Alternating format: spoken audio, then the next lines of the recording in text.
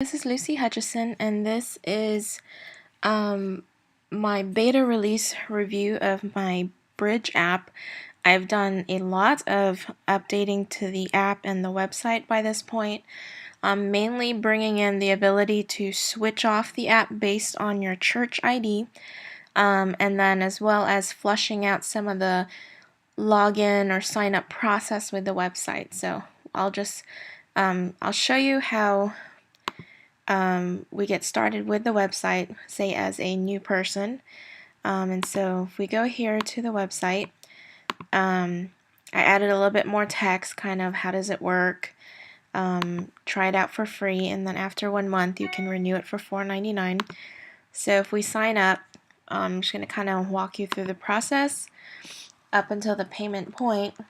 And so you basically just check out like you're purchasing something, because you are signing up, and then you would just put in your email, name, last name, street, pretty much your billing information. There's a I forgot to put my credit card information, so I'll just put it's running a test right now. When it's fully launched, it will be running through PayPal. And you wouldn't see that error, but it's just because it's in a test gateway right now. So if we review the order and then we submit it, right now because I'm using this email for another account or for a church I had already set up, it'll just process it as a as another order. So this is the order I just processed, whereas this is the one that I processed before that gives you your username and your password. So so they'll be able to take that and log in. I have since changed it to Christ the Rock Church app. And so when you log in, you're taken.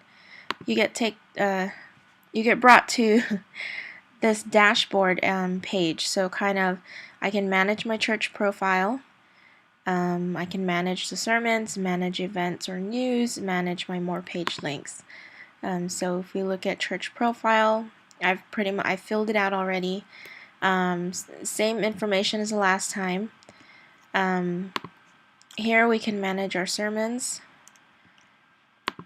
We can manage our news or events, and then our more page links is all in here. You can also take a look at your orders, and you see I did 2 orders because I was using the same email address.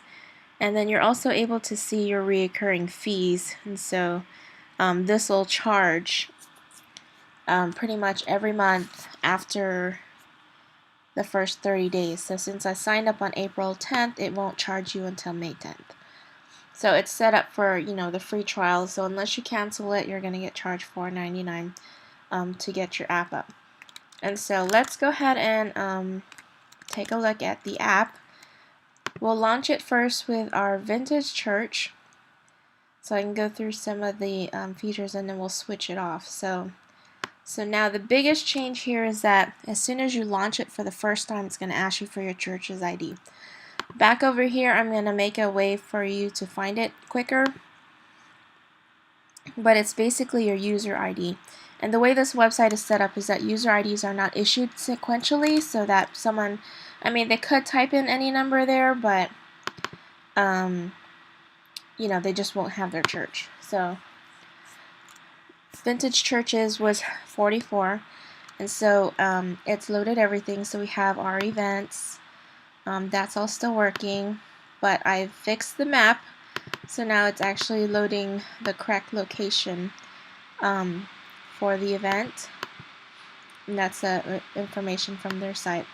I've also added the share feature, so we can email this. Oh, I gotta fix those. Delete draft. or we can share this via Facebook or Twitter. I don't have any accounts signed up on this simulator because I've reset it so many times, but that will all be working. Sermons are the same, so that hasn't changed. Well, what has changed is that all of this is picking up, oops, sorry, had a breakpoint in there. Based on your default church ID. So if you look over here, before we get our feed, it's pulling from our user defaults the default church ID, and then that gets fed into the feed so that it'll know what church's events to pull up. So we have those events. This is all populated as well from the church profile over here. So all that information comes from this page. And then there are more links. Basically, that's also managed from the more links here on their dashboard. So that's the Vintage Church site, or the Vintage Church account. So I'm going to show you how we switch them up. So we're going to stop and delete the app. We're going to relaunch it, and I believe this user ID is 51, I think. 51. So the user ID for this one is 51. We'll save that in there. And now it's pulling Christ the Rock Church's stuff. So it's pulling their sermons. There are some things that I do need to work out.